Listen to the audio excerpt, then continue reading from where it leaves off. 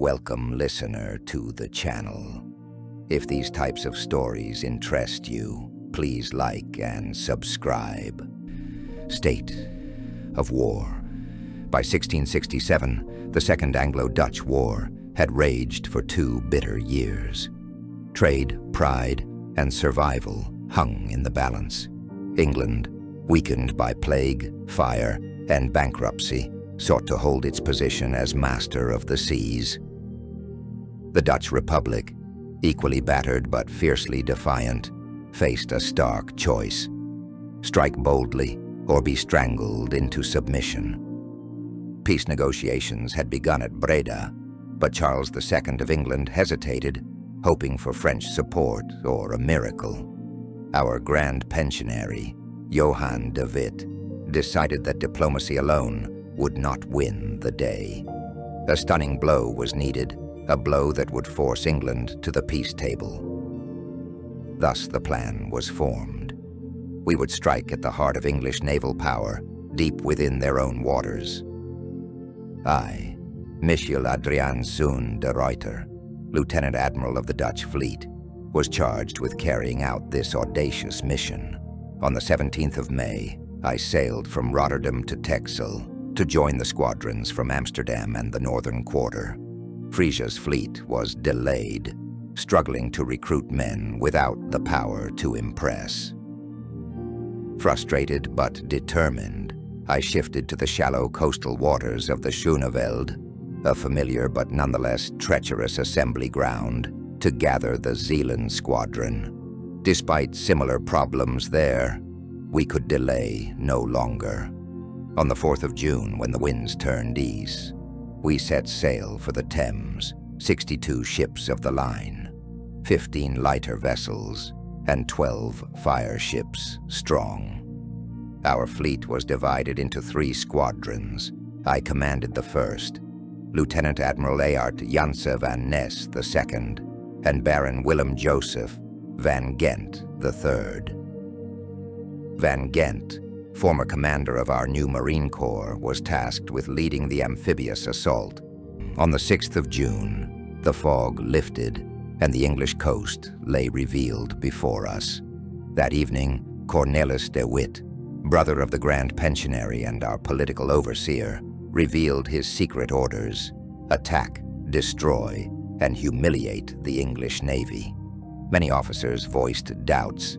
The shoals of the Thames were treacherous, and the English, though weakened, were still formidable. But I, standing amid my captains, said only, "Orders are orders." So, the next day, we pursued a fleet of English merchantmen toward London, but failed to catch them. It mattered little. Our true prize lay farther upriver. The English, lulled by complacency and crippled by poor leadership, had left their defenses in shambles. Their fleets were scattered, their sailors unpaid and unwilling. Still, the way forward was fraught with danger. Narrow channels, shifting tides, and hidden sandbanks could easily destroy us before we even reached our target, the 10th of June. The opening salvo. At dawn, the towers of Sheerness came into view, shrouded in mist. Captain Jan van Brakel, commanding the lighter Vrede, led the first wave. As his ship closed with Garrison Point Fort, our cannons roared to life. English fire responded weakly. Their 16 guns were newly placed, their crews uncertain. Beside me on my heavier flagship, Vrede, Cornelis de Witt watched through his spyglass. "They did not expect this," he muttered. The English frigate Unity, anchored near the fort, fired one angry broadside, then turned and fled upriver. Our Marines, hardened and eager, poured into longboats. Under the cover of smoke and artillery, they made landfall on the muddy banks. Throughout the day, skirmishes flared along the shore. English militia, poorly organized, resisted where they could. But by nightfall, we held the beachhead. Fires flickered on the horizon as the fort's defenses began to crack. Night of 10, the 11th of June. Planning. amid the smoke. That night, under a sagging awning aboard my flagship, I met with Cornelis and my senior captains. The air was thick with smoke and salt. "They will strengthen the fort by morning if we give them time," Cornelis warned. "Then we strike at first light," I said firmly. "Speed and terror must be our allies." Outside, the wounded were tended by lantern light. I stood silently for a long moment, watching young Marines, mere boys, clutching bandaged arms and broken legs. War demanded much even from those most prepared. As I looked at our Marines, their uniforms muddied, their faces streaked with powder, I could not help but reflect on what we had built. Only recently had our Republic raised this corps, the first of its kind, trained for combat both on land and at sea.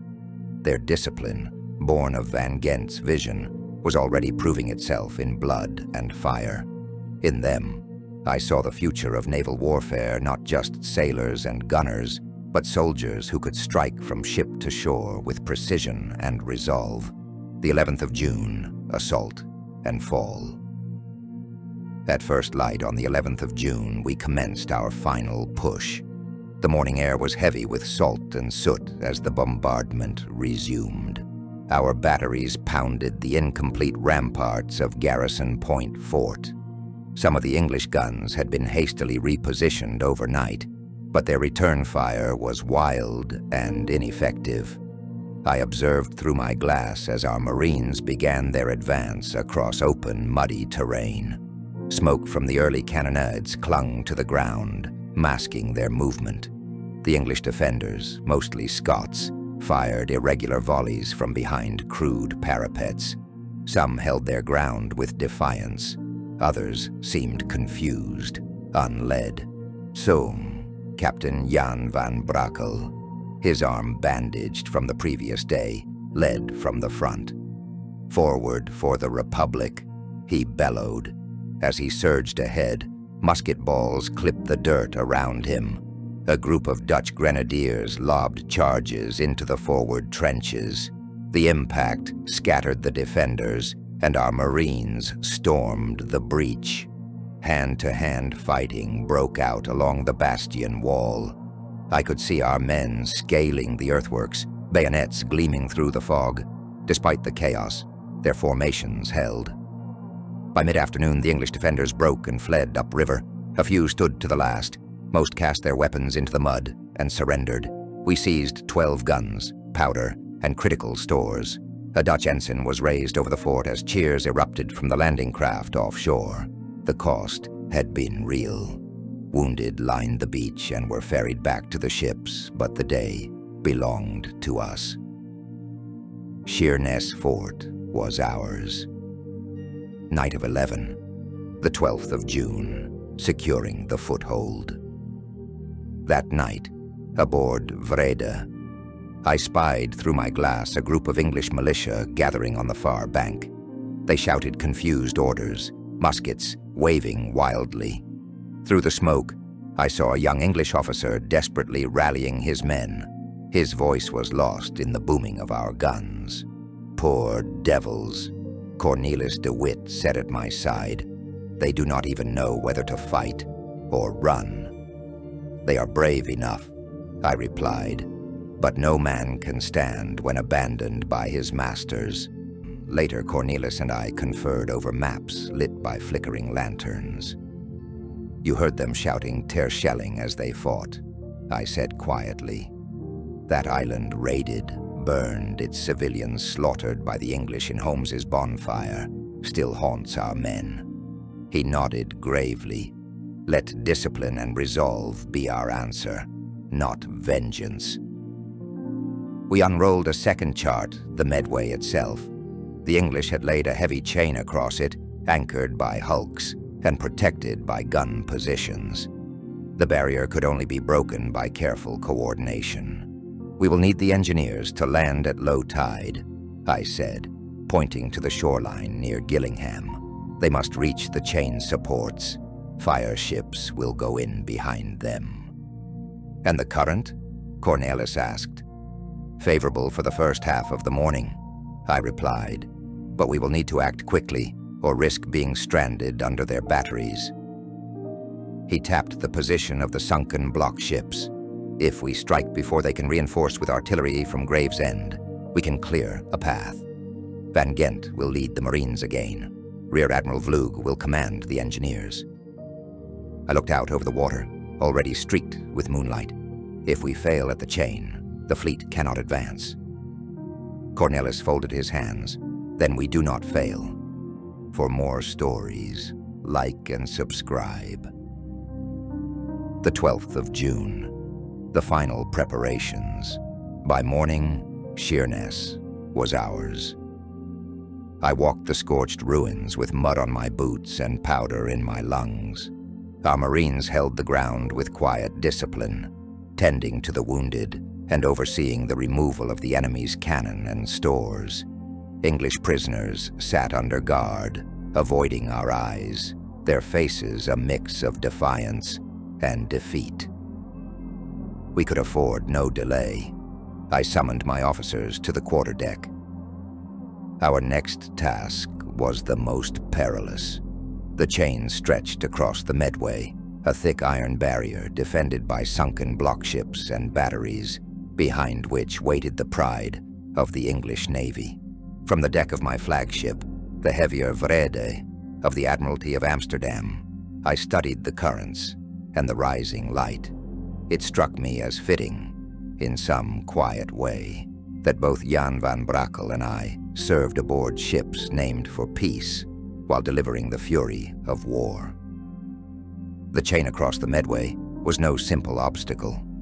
Forged thick and long, it was designed to halt the advance of even the heaviest English warships. Before ordering our next move, I dispatched a pair of fast small ships upriver under cover of the morning fog. Their mission, chart the defenses and locate the precise positioning of the chain and whatever obstacles the English had laid in its defense. By midday, the scouts returned. One bore a torn sail and musket holes through her hull. The captain of the lead vessel, eyes wide, voice grave, reported what they had seen. They have sunk their own ships, Sir Merchantmen and older men of war, directly across the main channel. Some lie half submerged, others fully under, and more still are burning on the tide. I nodded. It was as I feared. These were no accidents. Block ships, scuttled deliberately by their own hands. I had read of such measures in the wars of old, but to see it here, in the King's own river, it spoke of desperation, of panic. Behind these crude bulwarks, the heavy iron chains stretched taut from shore to shore, flanked by the wrecks of hastily abandoned ships. Some bore fresh scars of fire. Others leaned to one side, gutted by explosives meant to make them sink faster. And beyond them all, behind that decaying line of defiance, waited the remnants of the English fleet, poorly manned, but still dangerous if left unchallenged. At first light, the fire ships moved. Laden with tar, pitch, and powder, they were ghostly forms in the morning fog, their purpose clear: to set ablaze the scuttled block ships and any English vessel foolish enough to linger on our side of the chain. They would force a breach in confusion and fire, clearing a path for our fleet. I stood on the quarterdeck, watching as Van Ghent's Marines launched in longboats toward the eastern riverbank near Gillingham. Their objective was not the chain itself, but the capture and neutralization of the lightshore batteries and elevated firing positions that flanked the barrier positions that could destroy our fire ships before they reached their mark. Simultaneously, Rear Admiral David Vlug had landed with a party of engineers. Their mission, to reach the chain supports hidden below the waterline and dismantle or destroy them by force. If they succeeded, and the fire ships reached the gap, the road to the English fleet would lie open. Gunfire cracked from the shoreline as English batteries opened up. Our frigates answered in kind, cannon roaring across the water. It was chaos, smoke rolling over the water in great curtains. The Marines, advancing under cover fire, pressed inland, clearing the banks and seizing the nearest enemy positions. I kept my eyes on the barrier. Through my spyglass, I could see Vlug's men at the chain supports. Sledgehammers swung, charges were placed. It was brutal, exposed work, yet they did not falter. As the engineers labored beneath the gunfire, a fireship, Pro Patria, charged the weakened chain. Her bow struck with fire and thunder. A blast split the water, and with a scream of twisted iron, the barrier gave way. "The channel is open," someone cried. I gave the signal. The flag dropped from my hand, and with it, our fury was unleashed. A volley of signal cannon roared from Vrede, echoing like thunder across the Medway. Fire ships surged forward, sails straining in the wind, their black hulls cloaked in smoke and menace. I watched them go like spirits of vengeance carriers of chaos, ready to ignite the English heartland. Around me, the decks came alive. Officers shouted orders, Marines braced at the rails, and every man knew that this was the moment we had built toward. I could feel the breath of history on my neck, and I knew we were about to write our names into it. From our line, fire ships surged forward like wolves. The English frigate Unity, left behind by her crew, was taken by Van Brekel. Fire ships struck the block ships and began to burn. Beyond, the silhouettes of grand ships emerged, the Royal Charles, Royal Oak, Loyal London, and others sitting idle in the shallows. The moment the chain fell, the river became a hunting ground. Through the drifting smoke, we saw the hulks of England's pride, adrift, defiant, and vulnerable, barely manned and stripped of purpose, waiting for the fire. Van Brekel pressed forward with ferocity, his smaller warships weaving between fire ships to seize the Unity and push into the chaos beyond. The flames consumed the block ships. Black smoke rose high into the sky, like the columns of a funeral pyre. I ordered our heavier ships to anchor just short of the burn line. We'd achieved penetration, but the Medway was still treacherous, littered with the hulls of ruined ships and threatened by unseen English batteries along the far bank. Yet nothing stood between us and the fleet at Chatham. Ahead lay the Royal Oak, Royal James, loyal London monuments of English naval ambition, now helpless. Crews had either fled or been ordered to scuttle the ships. Some were already ablaze. Others waited like stranded beasts, half submerged in the tide. Our fire ships closed the distance one by one. I watched the Rotterdam, commanded by van der Hoven, veer into the loyal London, a ship of the line once feared along every sea lane. The impact tore through the haze with a cascade of sparks.